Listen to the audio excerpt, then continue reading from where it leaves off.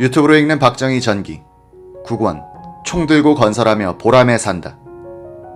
향토 예비군 창설.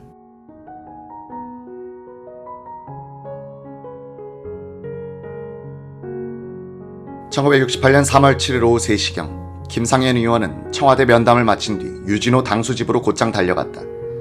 면담 소식은 이미 라디오 방송을 통해 보도가 되고 있었다. 유진호 총재는 이발소에서 이발을 하던 중에 방송을 듣고 집으로 달려들어오고 있었다. 30여 분 뒤엔 김영삼 의원이 달려왔다. 자신에게 한마디 상의 없이 그런 일을 할 수 있느냐는 표정이었지만 총재가 버티고 있어 김상현 의원에겐 한마디 말도 하지 못했다. 김상현 의원은 유진호 총재에게 이렇게 말했다고 한다. 박정희 대통령으로 하여금 헌법을 지키는 대통령으로 만들기 위해서는 야당의 역할이 지금부터 필요합니다. 장기 집권을 막고 여야 영수회담을 통해서 박 대통령이 야당이야말로 정말 애국심과 대안의 정당으로서 손색이 없다고 생각하고 안심하면 이 나라에 혼란이 없을 겁니다. 이런 것을 전략적으로 심어줄 필요가 있을 겁니다. 야당에 대한 신뢰를 심어주자. 좋소. 그럼 내일 아침 9시까지 김 의원은 내가 대통령을 만나면 무슨 이야기를 해야 할지를 메모 좀 해서 갖다 주시오. 3월 8일 아침 9시 김상현 의원이 유진호 총재 집으로 달려갔다. 그런데 유진호 총재는 방석에 앉아 고개를 숙인 채 반가워하는 기색이 아니었다. 유 총재는 김상현 의원을 보더니 고개를 설레설레 흔들며 이렇게 말했다고 한다. 다 틀렸습니다. 다 틀렸습니다. 뭡니까? 유진산 부총재 김영삼 총무에게서 전화가 왔습니다. 당에서는 영수회담을 하면 사쿠라로 몰린다며 난리가 났답니다. 다 틀렸습니다. 이날부터 보름 동안 김 의원은 필동의 유진호 총재 집으로 출근했다고 한다. 보름 동안 노력했지만 야당은 요지부동이었습니다. 허탈하더군요. 솔직히 말해서 저는 박정희 대통령의 삼선 개헌은 야당의 책임이라고 생각합니다.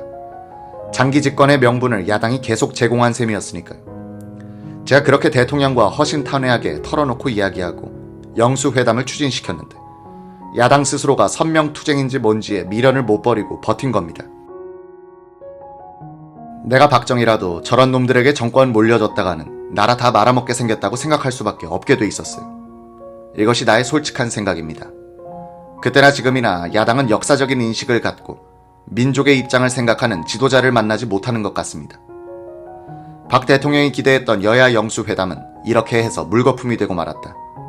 당시 김상현 의원은 유진호 총재 집을 보름 동안 방문하면서 설득 끝에 이렇게 선언했다고 한다. 총재님, 말씀드리기 죄송하지만 저는 오늘 이후로 총재님 댁을 방문하지 않겠습니다. 앞으로 이 나라 역사가 대단히 어려워질 겁니다. 이렇게 정치가 불합리하게 진행되는데 앞으로 박정희의 수순이 뭐겠습니까? 야당 총재 자리는 총재께서 옛날에 계셨던 국민재건운동 본부장 자리가 아닙니다. 저는 앞으로 정월 초하루만을 제외하고는 인사드리지 않겠습니다. 1971년 제7대 대선에 출마한 김대중 후보는 유세장에서 박정희 후보의 삼선 개헌을 비판하는 가운데 1968년 김상현 의원과 박 대통령의 대화 내용을 이렇게 소개했다. 박 대통령은 개헌을 강행하기 1년 전인 1968년 나의 측근인 김상현 의원과 청와대에서 만난 자리에서 이렇게 말했습니다. 만약 내가 삼선 개헌을 하려고 한다면 김상현 의원 당신은 단도를 가지고 나한테 덤비도록 하라. 당신들에게는 당연히 그렇게 할 만한 권리가 있다고 말입니다. 이 대목에 대해 최근 필자와 만난 김상현 전 의원은 김대중 의원이 다소 과장해서 말했던 것 같다 라고 바로잡아 주었다.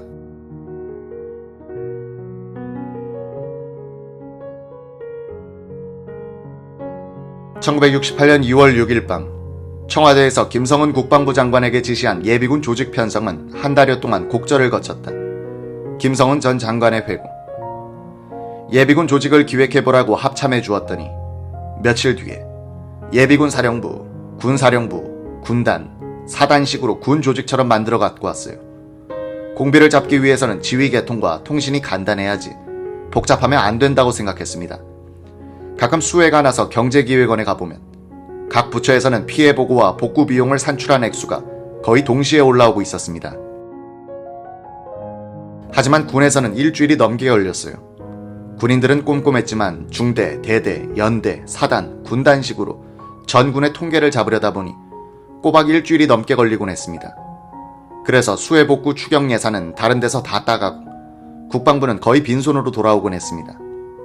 즉각 대응을 위한 군의 조직 체계가 현대화되지 않았던 겁니다.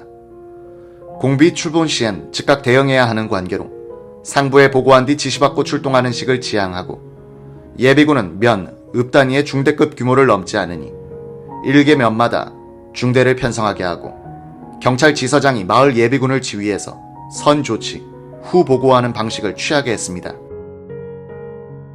공비 출몰 신고는 합동참모본부에 보고되므로 여기서 전국 예비군망을 통해 비상을 걸면 공비들은 예비군이란 그물에 갇히게 됩니다.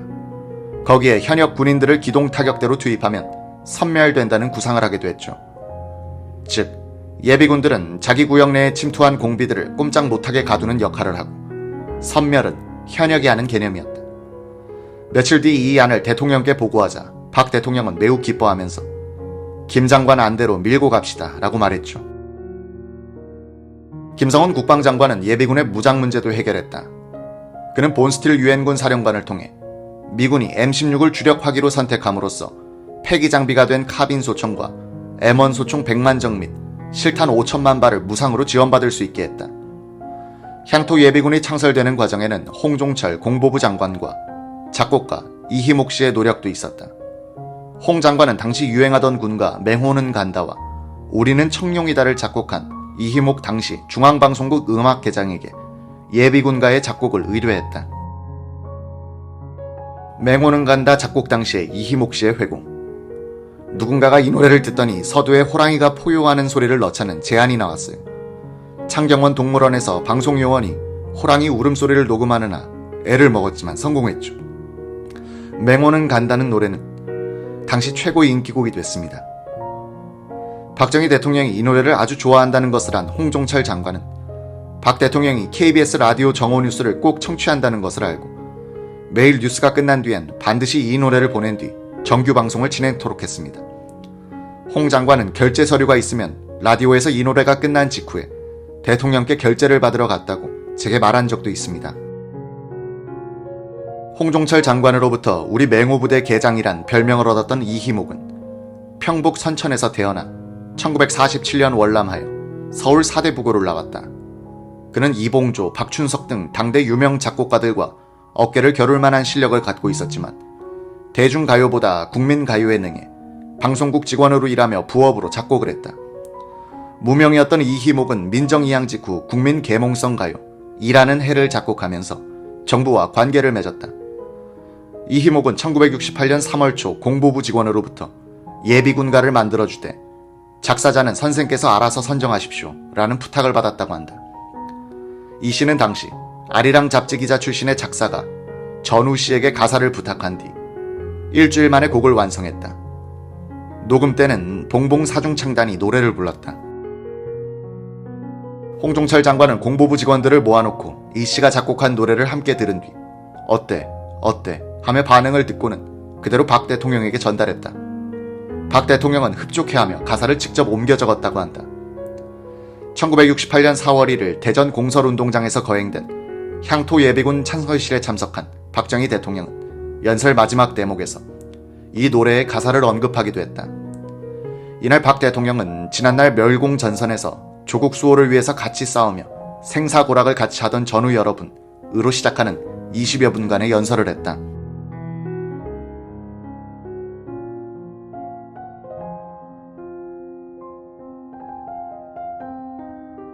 예비군의 이상적인 모습은 논밭이나 직장에서 자기 일에 충실하고 훈련에 힘쓰다가 일단 공비가 나타나면 즉각 출동하여 그 마을, 그 직장에서 공비와 싸우는 전사가 되는 겁니다.